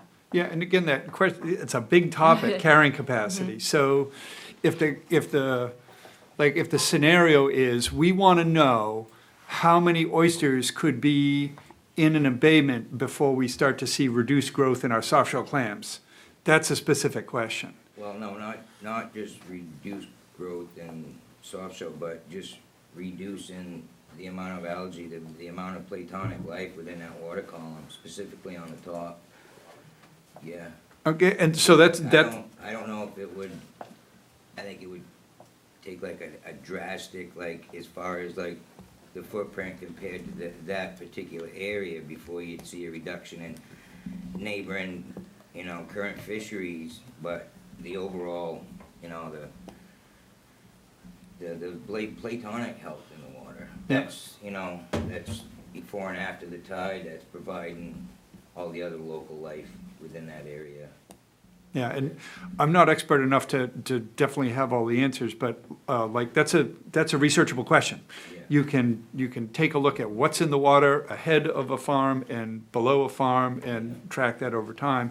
And so kind of to Sebastian's point, there are lots of different things that have been done. So for example, Carter Newell and John Richardson did a study of the phytoplankton in the water ahead of a mussel farm and after a mussel farm to find out how much grazing was going on. And if I remember right, it was about 3 farm lengths, like your mussel rafts are this long, so you go 1, 2, 3, and three of those like diameters downstream, you're back to background. So there was a little tiny piece of that puzzle, but there are just so many questions that come into carrying capacity. I just think it's really helpful to be as specific as possible. And then you put all those things together and you squish them up and you say, okay, so what does this mean? Are you looking for a research project? So to Sea Grant's role or the university's role writ large, we fund research. And we do this through a couple different ways. We have a biannual RFP, and so we fund researchers. It's pretty small money, it's like $200,000, but that's an option. We do fund program development research, which is like, I think, up to $10,000, smaller projects, but you can answer some questions with that. And then the other part, sort of the larger, maybe extension connecting role is, are there researchers either at UMaine or at other institutions around the state, GMRI or UNE or USM, who could answer these questions that you have? And so, again, I think these questions they're at least researchable. You can form a question and a hypothesis, and you can design a study to take a look at that. And so there are people who do those sorts of things. And so if there are questions that this group would like to investigate, go down that road, because researchers would like to engage in these sorts of applied questions. Well, another thing that we've talked about, and is a concern of mine, is restricted and constricted currents. I've even talked to shellfish farmers, and it's been going on quite a while, but it's given people the opportunity, especially with LPAs, to like fine tune your position within a body of water. And I'm seeing more and more constricted currents targeted because they're getting, faster shell growth out of it. And the reason why, just because it's a constricted current and it's of importance for the surrounding area. And I just think that I'd love to see Harpswell identify those and maybe have another layer to the map. Yeah. So without trying to go too far down the garden path here, a researcher named Kim Huguenard did some really interesting work. She's like a hydraulic engineer, and she took a look at a mooring, not a mooring field, but a oyster grow farm, and watched the water move through and around and below it. And so she could track current speed, and where water was displaced or where it wasn't. And then you could combine that with sort of the biological, I'm sorry? Like a particle model, add to that? Yeah, yeah.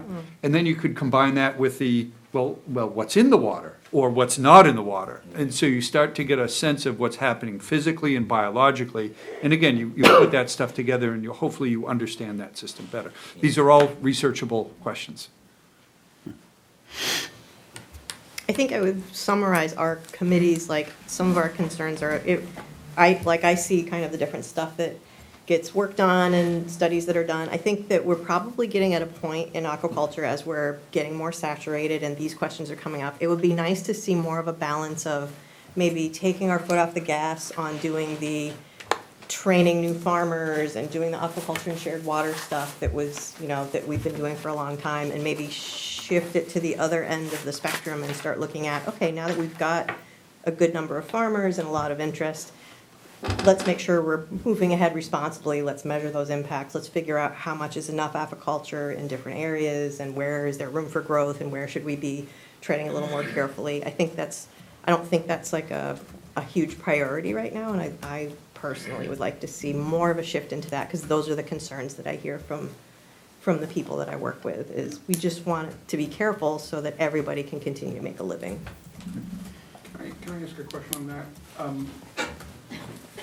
Given, Sebastian, you and I, it's like a wrestling tag team.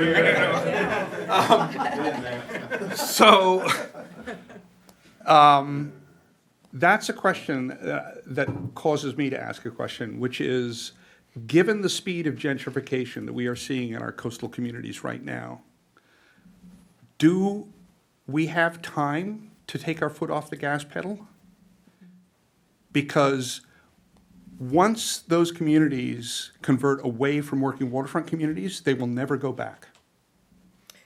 And that really scares me. I mean, I've seen this happen in other places in the world, and there's no way that even an oyster farmer is going to be able to compete against somebody who moves here from Massachusetts or Connecticut or Washington, D.C., and buys some split-level ranch house that's shorefront for $500,000, bulldozes it, and builds a McMansion. And they will definitely not want to look at a working waterfront. So I think that's a question that we are hearing people ask up and down the coast, is if let's say tomorrow we passed a moratorium on all aquaculture in the state of Maine, stopped it, right? 10 years from now, looking back, what would we think about that? Would we have actually hurt our ability to maintain working waterfronts? And I think that's a question that people have to ask themselves. I have a personal opinion. Everybody else, I'm sure, has opinions. But I think it's a question that communities have to ask themselves, because the reality is the gentrification is not stopping. And the only way to prevent it from taking over our communities is to have viable businesses that are working waterfront connected in those communities. And if we don't have that, that gentrification is going to roll up the coast of Maine, and all of us will have nothing to do with it. Right, I will modify my comment and say,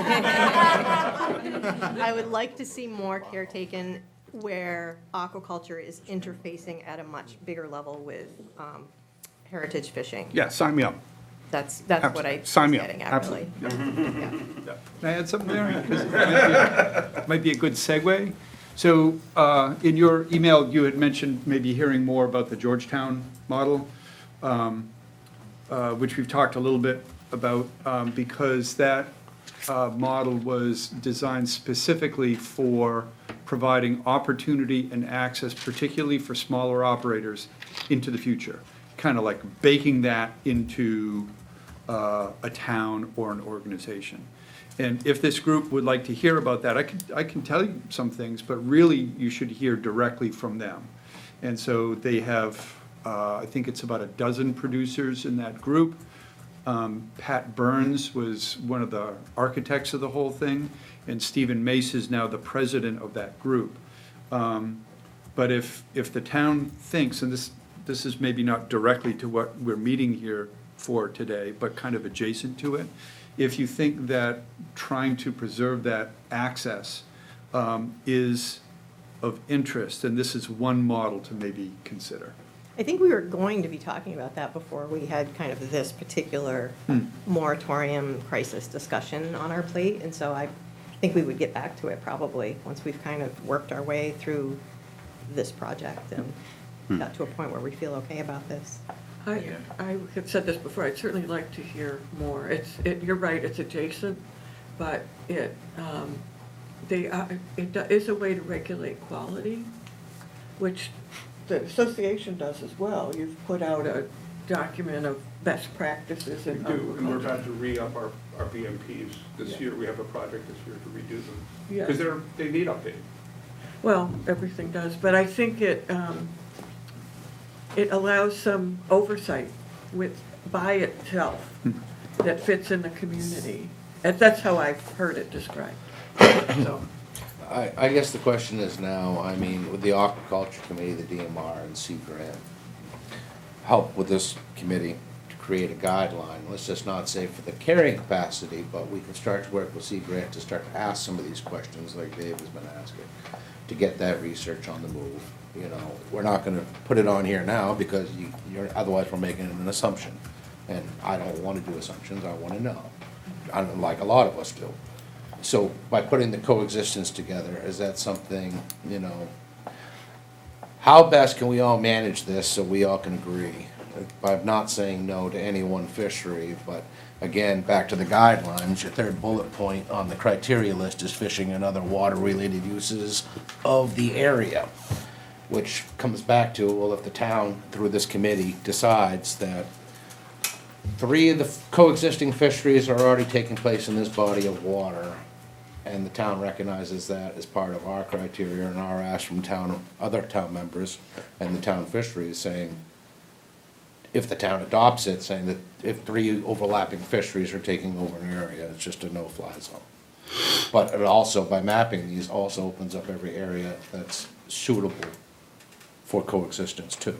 I mean, is that something you guys, I mean, where would we want to be looking at those approaches, or where would you guys see those approaches going? From our point of view, Jerry, we would have to understand a lot more about what that means and how it would actually function. Just to be really direct with you, because that's a huge undertaking, but I'm willing to come back and listen and talk and keep talking. I mean, that's, you know, that's, from my perspective, the more guidance we can give to our folks so that they don't have to go through 3 or 4 years. No, say that. The more guidance I can give to our folks so they don't have to go through 3 or 4 years or have a bunch of local friends of groups created, the better off everybody is. So, but I will say this. I think it's unfair to expect us to agree up front to exclusion zones without there being data to back them up. Oh, I can agree with that, Yeah. you know, and I think that's where, you know, these guidelines would put it back into the court of Paul, you know. Our advisory would just put a guideline that the state would recognize that puts the ball back into his court without having to tie up 3 committees and an advisory group every time something comes down the pipeline. It's just more of a streamlined process, saying, hey, this is what the town agreed upon, this is what the fisheries in this commercial fishing town agreed upon, you know. It's just a certain criteria guidelines. It's not saying no, but it's saying, it's like, well, these guys have already been here for umpteenth generations, grandfather fished the same bottom. You know, these are the arguments that I know in all fisheries, from either whatever agency we decide to go to today when it comes to fisheries. No one's ever gonna always agree, we all know that. So this is just more of a streamlined process to recognize, you know, the existing areas while updating it at the same time. Yeah. So not only is this a tool for any fisheries coming in our area, but it's also a guideline for us, you know, we can mark climate initiatives in the future too. What changed, when, where, why? Which asks a lot of those questions, you know, the same questions that puts a lot of scare into everybody when they say, oh boy, 5 more here or 5 more there. Those are the questions that come up, and it's just residual questions over and over and over again. The only thing I'd say, Jerry, and Paul knows this, I know you do, is that if you assume that you map this out and that's gonna reduce conflict, and if Paul's the guy who is the bottleneck in terms of town sign off, the rich, wealthy landowners are not gonna use this. They are gonna still object to Paul over a location for a lease. That's gonna happen. So that conflict is not gonna go away. And they will try and find one or two local fishermen to use as their face to object because they know it's in the criteria. So that phenomenon is still gonna happen.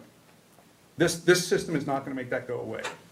And Paul, I know you know this, I mean, it's just part of the fact of the system and the fact that Maine is changing. Maine is gentrifying, and that's so, it may be that we can resolve conflicts between fisheries and aquaculture, but the conflict is still gonna be there because the demographics are changing, and they will find one or two people as their face to act on their behalf. And Paul will be stuck in that position. I think our goal for this group was to resolve some of the conflicts directly between commercial Right. fisheries and aquaculture. Yeah. And I think if we find a way to do that, you've strengthened kind of the baseline to deal with the stray landowner that has a problem. You've got to Yeah, I mean, reunite- Hopefully. well, I mean, that's the whole point, I mean, Yeah. that's the whole point of the map. I mean, you know what I mean, like, if the land, that's the whole point of the map, right? Like, if it's cited in a responsible way in a place that doesn't interfere with existing uses, then when the rich landowner comes up with someone to say, you know, whatever, that he fishes there, and it's like, well, it's not on the map, why isn't it on the map?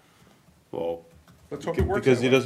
doesn't, No, I'm serious. Well, I mean, if it works that way, then it works. Well, it would- That's awesome, right? it would certainly worth a try, because at the same time, you get people that are fishing in places that are being displaced by potential, you know, leases, and so trying to avoid that conflict is worth a try, right? Of course it is, yeah. Yeah. Listen, I was a fisherman for 10 years, Yeah. you know, so Yeah. I get it totally. Yeah, But I just, to be clear, I don't think you're gonna relieve the pressure that Paul is gonna be under as a harbor master, because there will be people who will object, We've irrespective. already gone through it with, in fact, David Wilson, and this is the current water classifications map that we use with the Harbor Waterfront. Yeah. And David, I don't mind using you as an example, but he was in an area that supports, under the current ordinance, aquaculture activities. And this landowner was dead against it and Yeah. fought up and down to how do we get the map changed? Yeah. That was Right. the issue. No, that's, I mean, it's gonna happen. I think that's yeah. a really good point and a good reminder. But as Darcy said, our focus was on the fisheries, but I Yeah. appreciate that comment because we've seen it happen. You know, it's been abused. Yeah, but at least then you've taken at least then the conflict isn't between, three sides. Right, It's just, Right.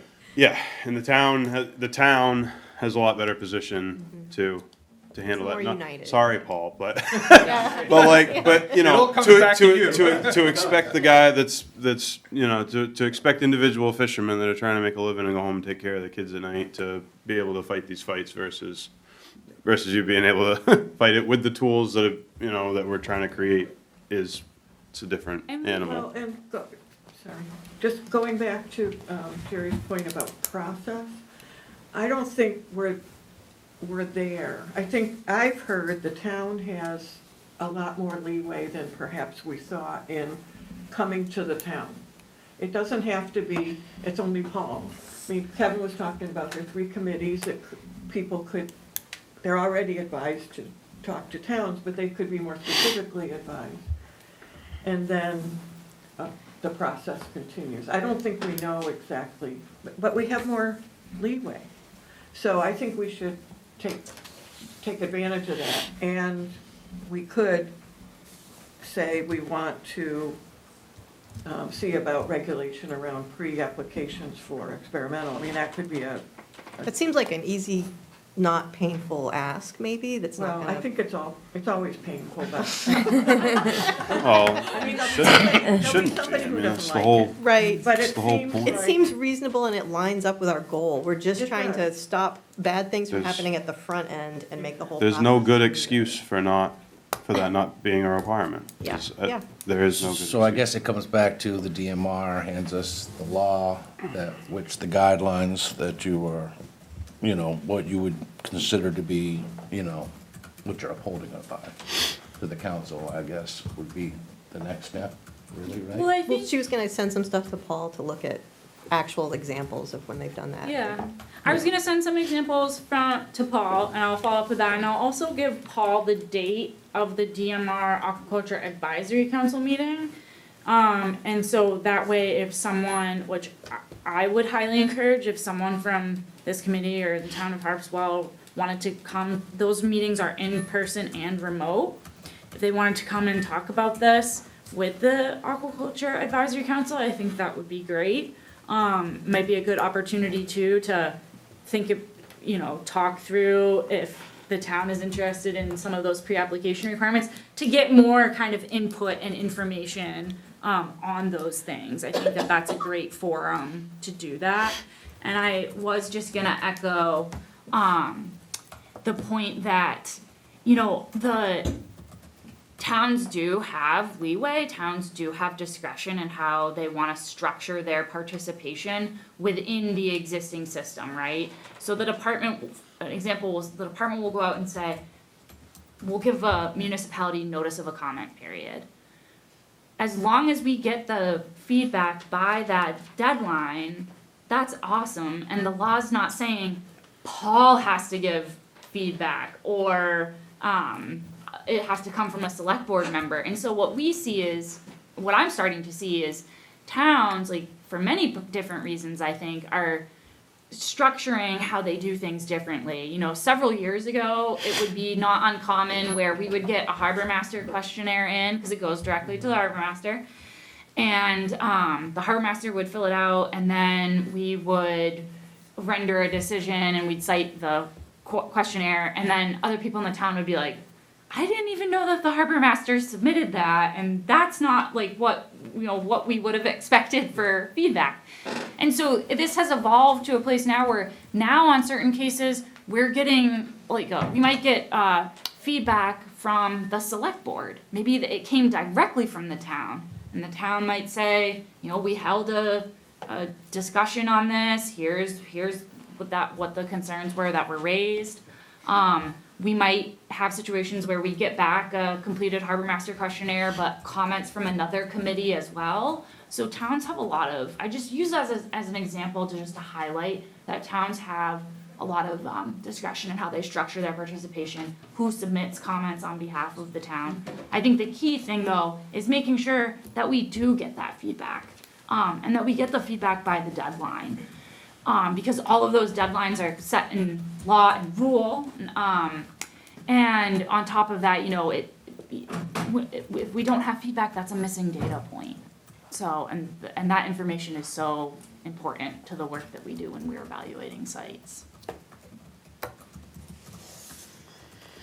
Just to speak to what you were saying, Sebastian, there with the gentrification and stuff, I think that all leasees or applicants could utilize this to do the exact opposite of what the rich landowners are doing. If they use the map and they said, all right, I'm going someplace where there's no commercial fisheries, then that gives them the opportunity to go out to commercial fishermen and say, hey, look, guys, I'm standing out of your way, and I got this rich landowner, that's fighting me, would you mind stepping up? So, I think this can combat both of those if used correctly. I think you're right, if it's used correctly and if it's accurate. That's the other thing. Yeah. Because if you get a high-priced lawyer from Portland who goes after the map and you don't have what you need to back it up, then you're in trouble, right? So there's that side to it. But I agree with you. I think it may be a tool that our folks could use to argue against that. And Right. that's I mean, why our say I think rationale it's great work. These maps were 12 years old.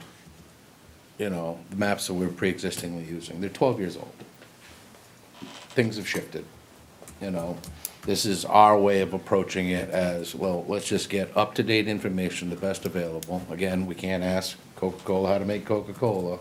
So as a reasonable approach, creating advisory for multiple fisheries in multiple areas in our town from different backgrounds, using our approach, allowing them to come in and bring the information. Technically, there's enough fishermen in these areas generally when we've all been meeting and somebody starts marking something. I have no problem somebody raising the BS card. That's something that, we openly want everybody to, chime in on. And I think that's a reasonable approach. And as far, again, at least if the matrix is already made, it just goes back to the lease owner talking with Paul, like, this is the updated maps. The town recognized it, the the state recognizes it, maybe we change legislative wording to add a little more criteria, definition in the criteria. I mean, wouldn't that knock off a lot of these arguments? I guess not so much arguments, but the nuances. I think we're all getting crispy. I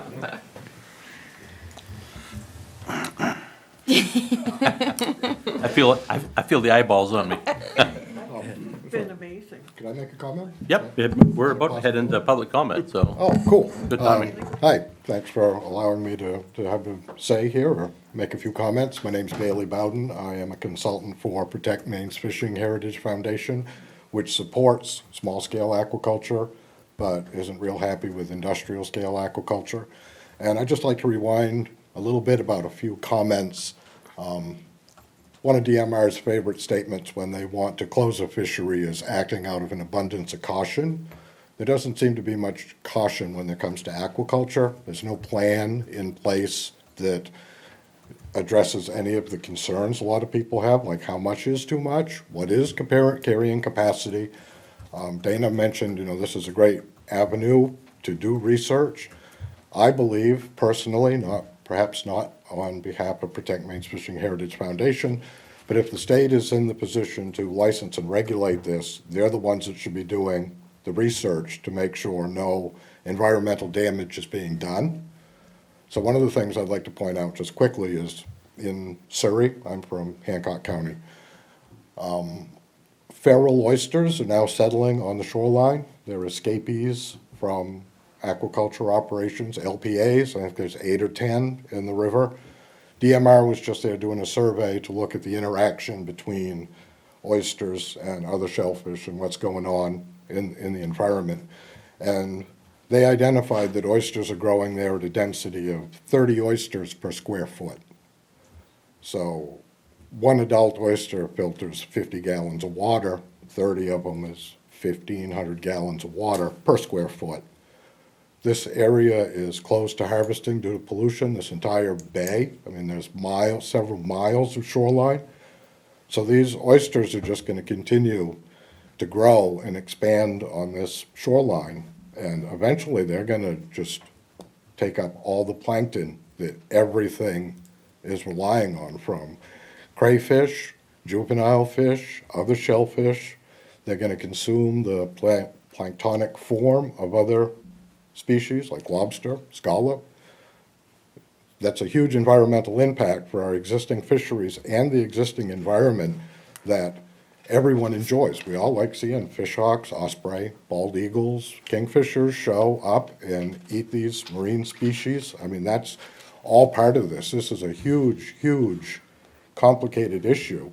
And Protect Maine thinks that we should maybe take our foot off the gas pedal a little bit and look and see what the environmental impact is long-term. Because every industry we've had in Maine, from logging, paper making, mining, all sounded great when they were going on. Everybody made a good living. But now we're paying for the damage we did to the environment. And I just think perhaps we should really take a deep dive and look at what we're doing to the environment before this goes and explodes even further. So, thank you. You all set? Yeah, yeah. Okay, go ahead. What's the funding source for Protect Maine's Fishing Heritage, Bailey? I have no idea who the funders are. I just get a paycheck. I think that's important. Thank you. Okay, thanks. Thank you. Back a little bit, what do we get for new business? Man, I think we covered all of it. Yeah.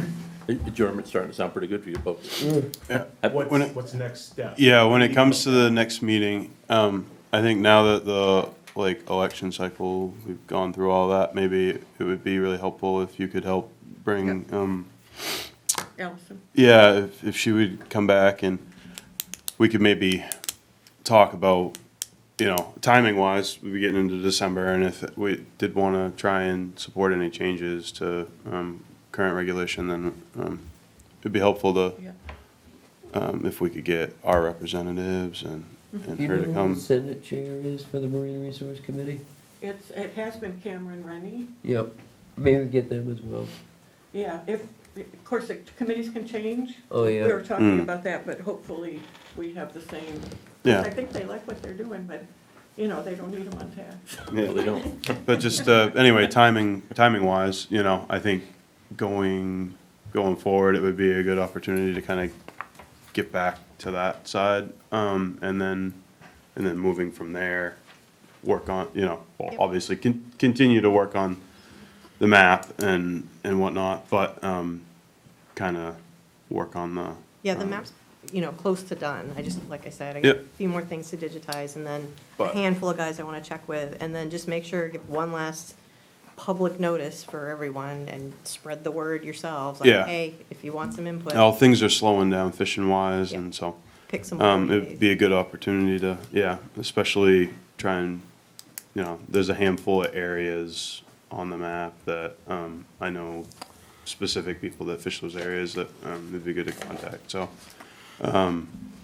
But I think for the next meeting, we should try and focus on the legislative side of it and, work on some language and maybe come to a better consensus of what it is that we'd like to see change so that the work that we're doing can be better recognized and more helpful than what it would be under the current format. Darcy, were you saying that getting more feedback for the map is almost done? Yep. Were you saying the map itself goes before town meeting? Yep, that's the goal, is when we're all happy with it, and we've decided as a town, like, this represents everybody's input, it would go on the town warrant and get voted on in March at the annual meeting, and get accepted for 1 year, and I think it would be. As a probably- part of the Yeah. harbor and Yep. waterfront ordinance. And then it would be our task to review it once a year and make sure we submit any changes, each season. And then at that's the point when it could be shared with. Yeah, I just want to make sure it's like, and it's finished, like, the town has signed off on it before Yeah. I just go sending it out. And the Harbor and Waterfront Committee, so this is gonna be the updated waters classification plan. Right. So this will then go also to Harbor and Waterfront to add All the recreational other- commercial boating Right, and moorings, and so we're gonna add even more to the map. Yep. To make this the final piece. Will an hour do it?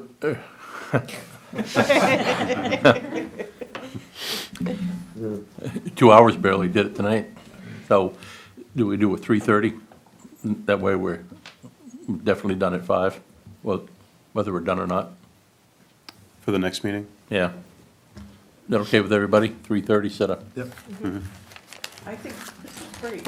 I really. Oh, yeah. appreciate Oh, yeah. People Yeah. being Yeah, I here. really appreciate you Yeah. being here. I'm really glad that we were invited, and I think that this is great, that there are just a lot of diverse perspectives and people coming together and trying to collectively solve a problem, so I think that's great. You don't hate each other. Yeah.